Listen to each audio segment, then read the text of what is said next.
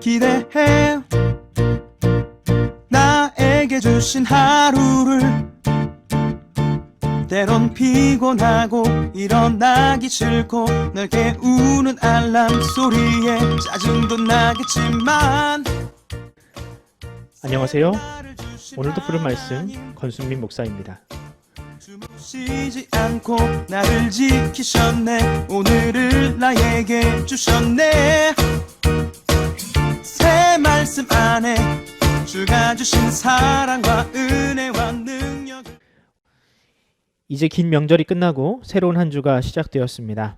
추석 연휴 동안 먼 길 운전하시고 또 가족들 챙기느라 필요하신 분들이 많을 텐데요. 하나님의 말씀으로 이번 한 주를 또 힘차게 시작하시기 바랍니다. 오늘 우리에게 주시는 말씀은 고린도후서 8장 1절에서 6절까지 말씀입니다. 형제들아, 하나님께서 마게도냐 교회들에게 주신 은혜를 우리가 너희에게 알리노니 환난의 많은 시련 가운데서 그들의 넘치는 기쁨과 극심한 가난이 그들의 풍성한 연보를 넘치도록 하게 하였느니라. 내가 증언하노니 그들이 힘대로 할 뿐 아니라 힘에 지나도록 자원하여 그 은혜와 성도 섬기는 일에 참여함에 대하여 우리에게 간절히 구하니 우리가 바라던 것뿐 아니라 그들이 먼저 자신을 주께 드리고 또 하나님의 뜻을 따라 우리에게 주었도다. 그러므로 우리가 디도를 권하여 그가 이미 너희 가운데에서 시작하였은즉 이 은혜를 그대로 성취하게 하라 하였노라. 아멘. 오늘 설교 제목은 은혜를 받으면 사랑을 나눈다 라는 제목입니다. 가끔 그런 분들이 있습니다. 교회를 다니고 신앙생활을 시작한 것이 그리 오래되지 않았는데 그 누구보다 교회를 잘 섬기고 또 이웃을 사랑하며 전도하는 일에 앞장서는 분들이 간혹 있습니다. 물론 그런 분을 뵙는 것이 참 쉽지는 않습니다. 그런 분을 보면 또 혹시 신천지와 같은 이단은 아닌지 덜컥 걱정부터 되는 이 서글픈 시대를 우리가 살고 있지 않습니까? 하지만 분명한 사실은 복음은 사람을 그렇게 변화시킨다라는 것입니다. 복음은 사람으로 하여금 자신의 죄성에 눈을 뜨게 하고 하나님의 은혜를 깨닫게 합니다. 회심을 경험한 사람이 삶에 그런 변화가 없다면 오히려 그 회심을 의심해야 하는 것이 마땅합니다. 하지만 그런 첫사랑의 은혜도 잘 지키는 것이 중요하죠. 그렇지 않으면 신앙의 진보는커녕 다시 옛사람의 습관으로 돌아갈 수도 있기 때문입니다. 신약 성경을 보면 그와 비슷한 사례들을 많이 만나게 됩니다. 그 중에 대표적인 케이스가 바로 고린도 교회라고 할 수 있습니다. 고린도 교회는 사도 바울이 개척한 이후로 가장 폭발적인 부흥을 경험했던 교회였습니다. 그들에게는 은사도 많았고 지식도 많았습니다. 하지만 구원의 결정적인 증거이자 또 복음의 핵심적인 열매인 사랑의 열매는 다소 부족한 교회가 바로 고린도 교회였습니다. 오죽하면 사도 바울이 고린도전서 13장에서 사랑에 대해서 그토록 강조할 수밖에 없었을까요? 그들에게 사랑 없음이 가장 명확하게 드러난 사건은 바로 예루살렘 교회를 위한 구제 헌금을 모으는 일이었습니다. 당시 예루살렘이 있던 그 중동 지역은 극심한 기근으로 인하여 성도들이 몹시 궁핍한 상황에 처해 있었습니다. 갈라디아서를 보면 베드로와 야고보와 같은 이 예루살렘 교회의 지도자들이 가난한 자를 위한 구제에 동참해 줄 것을 이 이방인 교회에 요청할 정도로 상황은 심각했습니다. 바울은 이 상황을 이 유럽에 흩어져 있던 이방인 교회와 유대인 교회가 연합되고 하나 될 수 있는 계기로 만들고 싶어 했습니다. 그래서 바울은 자신이 개척한 혹은 교류하고 있는 이 유럽의 여러 교회에 이 예루살렘 교회를 향한 구제 헌금을 요청했습니다. 고린도 교회는 이 바울의 요청에 가장 먼저 반응한 교회였습니다. 바울은 이 사실을 다른 교회들에게도 자랑하면서 이 일에 동참할 것을 요구했죠. 많은 교회들이 이 고린도 교회의 모범에 감동을 받아 이 일에 동참했습니다. 그런데 먼저 된 자가 나중된다고 했나요? 다른 교회에게 동기를 유발한 이 고린도 교회는 헌금을 시작한 지 1년이 지나도록 그 일을 마무리하지 못했습니다. 여기에는 여러 가지 이유가 있었습니다. 당시 고린도 교회는 구제에 집중하지 못할 만큼 교회가 분열되어 있었고 또 목회자였던 사도 바울과 관계가 그다지 좋지 못했습니다. 그러나 그들이 그 일을 끝마치지 못한 근본적인 원인은 예수 그리스도의 십자가 복음을 상실한 데 있었습니다. 그들 안에 예수님의 사랑과 복음이 흐려지자 사랑의 정신을 잃어버렸고 또 구제할 이유를 잃어버렸던 것입니다. 이에 바울은 오늘 본문을 통해서 고린도 교회에 다시 한번 호소하고 있습니다.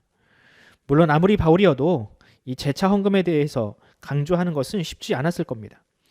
하지만 바울은 이 구제의 헌금이 성도에게 주신 하나님의 선물이며 그것을 잃어버려 여러 가지 문제를 안고 있는 이 고린도 교회가 회복할 수 있는 가장 중요한 메시지가 바로 여기에 있다라고 이야기하는 것입니다. 오늘 본문에서 바울은 고린도 교회가 이전의 신앙의 자리로 돌아오기를 바라는 마음으로 다른 교회의 사례를 이야기하기 시작합니다. 그 교회들은 이 고린도 교회보다 재정적으로나 혹은 규모에 있어서 연약했던 마게도니아의 교회들입니다. 여기서 마게도니아 교회란 데살로니가 교회 혹은 빌립보 교회, 베레아 교회들을 의미합니다. 그렇다면 그들은 어떻게 이 고린도 교회와는 다르게 이 첫사랑을 잃지 않고 기쁨으로 그 사역을 완수할 수 있었을까요? 오늘 본문에서 우리가 주목해야 될 단어가 있다면 바로 은혜라는 단어입니다. 은혜. 마게도니아 교회는 은혜를 받았고 또 그 은혜를 잘 지켰던 교회입니다. 그들은 어떤 은혜를 받았는가? 그들이 고린도 교회처럼 신령한 은사들을 많이 경험했습니까? 아니면 물질적인 축복을 크게 받았나요? 그런 것들이 아닙니다. 우리는 은혜라고 하면 보통 그런 은사나 물질적인 풍요를 생각하기 쉽지만 본문에서는 그런 것들이 일절 언급되지 않습니다. 오히려 그들은 가난했고 힘들었다라고 강조합니다.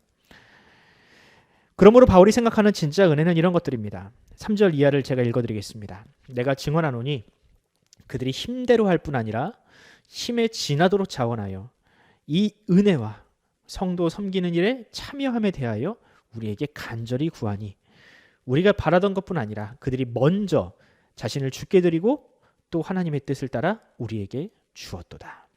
아멘. 이 말씀을 요약하면 이런 것들입니다. 자신을 전적으로 주님께 의지하는 믿음을 가지는 것, 또 누가 시키기도 전에 성도를 섬기는 일을 기뻐하여 참여하고 하나님의 뜻에 순종하는 것, 바로 이것이야말로 진짜 은혜라는 것이죠. 그들에게는 이런 은혜가 있었기 때문에 그들의 힘이 붙이도록 넘치도록 연보하면서도 기쁨으로 그것을 감당했습니다. 여러분, 구제와 섬김이 돈이 많다고 할 수 있는 일은 아니지 않습니까? 데살로니가 전후서와 빌립보서를 보면 그들 가운데에는 이 믿음을 지키다가 박해로 인하여 경제적인 어려움을 겪는 이들도 있었습니다. 그러나 그런 어려운 환경 가운데서도 자신들과 같이 어려움에 처한 이 예루살렘 교회를 위하여 힘에 지나도록 연보한 것입니다. 여러분, 이것이 어떻게 가능할까요? 여러분, 이것은 사람의 본성으로는 불가능하기 때문에 우리가 하나님의 은혜라고 자신 있게 이야기할 수 있는 것입니다. 최근 저는 뉴스에서 근래에 보기 힘든 훈훈한 소식을 들었습니다. 올해에는 유난히도 자연재해가 많지 않았습니까? 코로나 바이러스로 모두가 힘들고 어려운 시절이고 또 큰 태풍이 여러 번 한반도를 지나가면서 인명피해와 재산피해가 극심했습니다. 그럼에도 불구하고 작년에 비해서 이 이웃을 향하여 온정을 베푸는 사람들이 오히려 늘어났다고 합니다. 기초수급자가 쌈짓돈을 모아 수혜민들을 위해서 써달라고 이 주민센터에 저금통을 놓고 가는 사람들이 있었고, 또 의료진들을 위해 써달라면서 마스크를 기증하는 사람들이 그렇게 많았다고 합니다. 그들이 풍족해서 그렇게 했을까요? 아니요. 그들은 은혜를 경험했기 때문입니다. 믿던지 안 믿든지, 교회를 다니든지 안 다니든지 누군가에게 은혜를 받아본 사람은 그렇게 누군가에게 손을 펼칠 수 있었던 것입니다. 사랑하는 성도 여러분, 지금 우리는 코로나 바이러스로 인해서 이 대면 예배를 드리지 못하는 이 안타까운 상황에 처해 있습니다. 하지만 여러분, 그리스도인이라면 어떤 상황에서도 은혜를 지킬 수 있어야 합니다. 이 은혜를 지키기 위해서는 우리가 어떻게 해야 될 것인가? 다른 것 없습니다. 하나님의 말씀을 늘 가까이 하면서 우리를 구원하신 그 하나님의 사랑, 우리를 먼저 사랑하신 그 하나님의 사랑을 계속 묵상해야 합니다. 또 마게도니아 교회처럼 하나님께 우리의 삶을 전적으로 의지할 수 있는 하나님의 은혜가 이끄시는 삶을 우리가 지속적으로 경험해야 합니다. 여러분, 그러면 우리는 살 수 있습니다. 그러면 우리가 이 궁핍 속에서도 풍요를 누릴 수 있습니다. 이것이 바로 하나님의 백성이 이 땅 가운데서 경험하는 천국의 삶인 것입니다. 바라기는 우리 삶에, 여러분의 삶에 이런 천국이 일어나기를 간절히 소원합니다. 기도하겠습니다. 하나님 아버지 은혜를 감사합니다. 우리를 항상 먼저 사랑하신 하나님, 그 하나님의 사랑이 우리를 결코 떠나지 않습니다. 비록 우리가 대면하여 예배를 드리지 못한다 할지라도 그것은 하나님의 사랑과 은혜에 비하면 아무것도 아닙니다. 주님, 하나님은 우리를 위하여 먼저 사랑하시고 우리를 구원하심으로 말미암아 그 사랑을 완성하셨습니다. 이제는 우리가 그 사랑을 본받아 그 은혜를 따라 우리의 삶을 주님께 온전히 드리기를 원합니다. 주여, 우리의 삶을 받아주시옵시고 우리를 통하여 이 땅 가운데서 눈물을 흘리고 또한 궁핍한 누군가가 또한 삶의 소망을 얻고 살아갈 의지를 회복하는 그런 하나님의 축복의 통로로 우리를 사용하여 주시옵소서. 감사드리며 예수 그리스도의 이름으로 기도드립니다. 아멘. 사랑하는 성도 여러분, 우리가 함께 기도합시다. 특별히 이 시대에 어렵고 힘든 이웃들이 참 많지요. 그들을 주님께서 기억하여 달라고 하나님께서 우리에게 넉넉한 마음을 주셔서 그들에게 조금이라도 우리의 사랑을 나눌 수 있는 그런 통로로 우리를 사용하여 달라고 기도해 주시기 바라고요. 또 더 나아가서 우리 자녀들을, 특히 큰 시험을 앞두고 있는 우리 고3 수험생들, 우리 김가영이, 또 문혜민이, 또 주찬미, 이 아이들을 위해서 기도해 주시고, 또 취업을 준비하고 있는 우리 청년들을 위해서도 참 어려운 시절입니다.